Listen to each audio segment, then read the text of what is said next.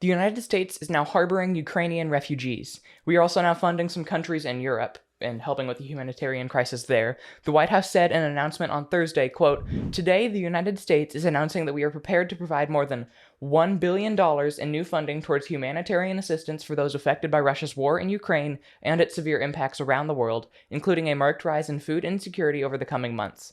This funding will provide food, shelter, clean water, medical supplies, and other forms of assistance. We are also announcing an additional $320 million in democracy and human rights funding to Ukraine and its neighbors." And I'm on board with most of this, but first of all, what the heck is democracy funding? Are we funding other people's governments? Is that what's happening right now? I'm not so on board with that additional $320 million. I'm okay with the human rights. I don't know what democracy funding is. And personally, I think this is a mostly good decision on the part of the Biden administration, and I don't say that very often. Biden is making up, at least for some people, for his mistakes in foreign policy that led to these refugees even being refugees. He can't, however, make up for all the lives lost in the process of this war, because you will notice the one president in the past few presidents under whom Russia did not invade a country was Donald Trump, because his foreign policy was better. Biden's foreign policy mistakes have led Russia to believe that there would be no consequences, and he eventually ended up invading Ukraine. Alright, there's more from the Biden administration that we'll get to in just one second, but first, if you enjoy these small clips of news that I'm bringing you very regularly now, be sure to subscribe so you don't miss out on any of them, and maybe even share them with a friend. It helps a lot. Anyway, the statement from the White House continues, quote, "Since February 24th, the United States has already provided more than $123 million to complement the work of neighboring countries and the European Union to receive and host millions of refugees, including $48 million in Poland, $30 million in Moldova, $10 million in Romania, $9 million in Hungary, and $4 million in the Slovak Republic."